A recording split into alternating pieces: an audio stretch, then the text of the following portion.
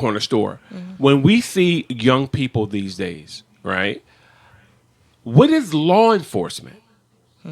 People who are trained to detect these things. What are they doing about it, and how are they helping the cause in this? I mean, I'm just trying to put together the correlation of these two. So I'm gonna give a backdrop Okay. because we work with the teenage girls, but a lot of the women that we service in the streets were once teenage girls. So that's the correlation number one. So the place that we go to was an hotel, which is no longer open. And I won't tell you how that happened. Just think about how it could happen. But the Yeah. place is no longer open. A raid and a shutdown right now. When we got there, Praise God. there was a hotel that was set up shop for the women to see customers. And then the people inside of the hotel were the people that kind of designated what everybody went and what they did. And then outside, you had your local drug dealers who were in charge of giving the drugs and also providing the customer for the individual to be with. Okay? So it was a whole operation Wow. going on. Okay. A business. And then the scary thing, yes, a business. And then the scary thing is law enforcement, sometimes they're caught up in the midst of it. And see, that's my whole point. And I talk kind of openly. They have to be. Yes. To me, for anything to go on, they have to be. I even stand at Broad Only, and I see cops up there, and I know it's like 10 guys up there who's dealing drugs. I know every one of them. Not personally, but I know who they are. You mean to tell them the same guys is out here for over like 4 or 5 months now? Right. And you don't know who they are? Right. So that makes you question what's really going on. What's really going on? But it's overt now. It's blatant because we got the street patrol. We see it now. It's increased. Yep. But it seems like It's getting worse. exactly that it's getting worse. So some of these ladies, my next question would be like, well, where do they come from? Are they within the city? Yes. Or are they? A little bit of everything. We've seen women out there recently. There's a woman out there from Baltimore, Maryland. To women that are from the area locally. These women came to this specific area because of this hotel. They came to work. And then, or they came to get drugs and then they got introduced to this line of work. Wow. So what are people to look out for? Like, what makes our antennas go up when it comes to human trafficking, or if someone who's trying to get someone to pull someone in? Is everyone drug dependent? No. So that primarily is the part where we have to intervene, where we do intervention. Those women that we go to out in the streets is intervention. But when we go inside of the high schools, we're trying to do prevention. So if you have that teenage girl or boy that struggles with self-esteem or struggles with understanding who they are as an individual, if they struggle with being themselves and not being a part of the crowd, or that individual that likes money or likes the latest bags and the latest shoes and the latest clothes, they're prone to be a victim of human trafficking. Because if I'm a predator that likes little boys and little girls and I know what they like, then I'm going to haul in on that. I'm going to show them love and affection. If you know a teen that's experiencing some type of lack of affection or love, or they're in foster care, or they come from a single parent household or a 2-parent household where they're not given that love or affection, they're prone to be caught up in human trafficking, because predators are on social media. Wow. They know that the kids are on these websites and they're in all of these chat rooms and they're talking to people. I did a presentation the other day at an agency about 15 apps that are on the phones that look like regular apps, but they're chat rooms and they're chat sites that these kids are talking to people on. Are you kidding me? So all right, so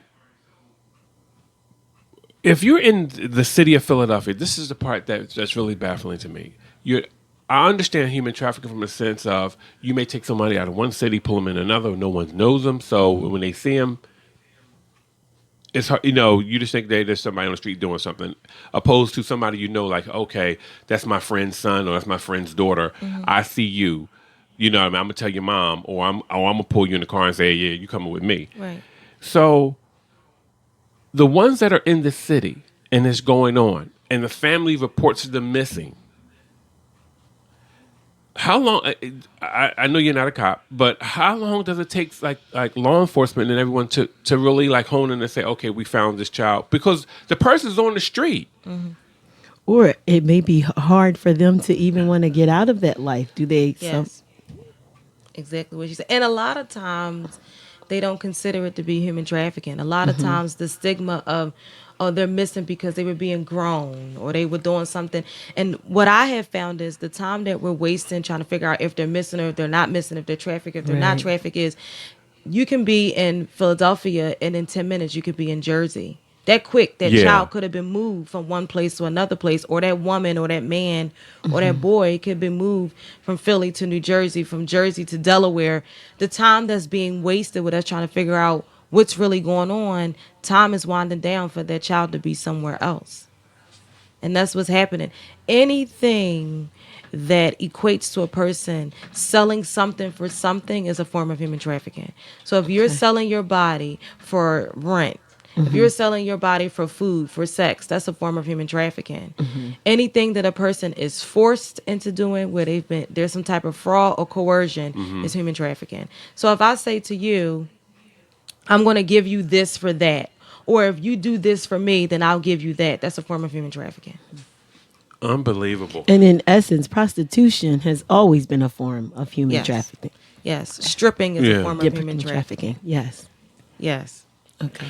I was told that even that some of them get tattoos to identify. Yes. Branding. You're my property. You do what I say. Wow. I've seen, we have pictures of women that have branding inside of their lip. Like Wakanda, huh? Wow. Or they have barcodes on their necks. That is ridiculous. Just like that, oh my, this is unbelievable. And the men or the perpetrator, not just the men, the women too, they come off as being a confidant or someone that loves you or cares for you. We even we know a lady pimp. And she's very nice to the women because I need you to do what I need you to do. I'm your friend. I love you until you step out of line. I'm going to take care of you. I got to make sure that you're in a position that you can see these customers to meet these daily quotas. Wow. And what get me is about that, and I know I'm jumping a little bit, but it's to be a TV show about the very thing we're talking about, Lady Pimp, and how she had like sort of like a brothel, whatever you want to call it, but they made it look modern and they made it look like today. It almost made it just to make it look like, okay, it's acceptable, like it's normal. yeah, it's normal, It's okay. making it normal. Dr. Fred Price Jr., who was just on with us, he talked about that in his book. Like, you're looking at what's behind the scene. In other words, you're looking at it, but what really is behind it? You know, what really it is in essence. And we're looking at children being taken somewhere and being raped by grown, because I call it what it is rape. I don't do all that violation, all this new wording that TV has out here. It's crazy. They rape women. I don't care if they do exchange money for it. You're raping them. They're kids. You see that they're drug dependent, so they're not in their right state of mind. Very much so. You know, so you can't depend on them to make a sound Conscious decision. decision, yes. You know, and we're not in Vegas where things are legal. Right. So, you know, I want to know, like, something that you have come across. What type of time do these people get? I'm just going to say men, because this, to me, I'm sorry. I just think it's majority men. What kind of time do they get when if they're caught? Some can get life sentences depending on how severe it is. But then you have some who are let go and set free. But the women are prosecuted and given jail time. You mean the person who was trafficked? Yes. So the person who's trafficking, who's being trafficked, and I mean the real victim. Yes. They get jail time. They get time. Yes. There was well, they're not considering it to be a law, some type of, I don't really know what he's calling it, where they're letting them go. The district attorney's office is letting the women go if they only have 3 offenses. So the first 3 are forgiven. They're decriminalizing prostitution.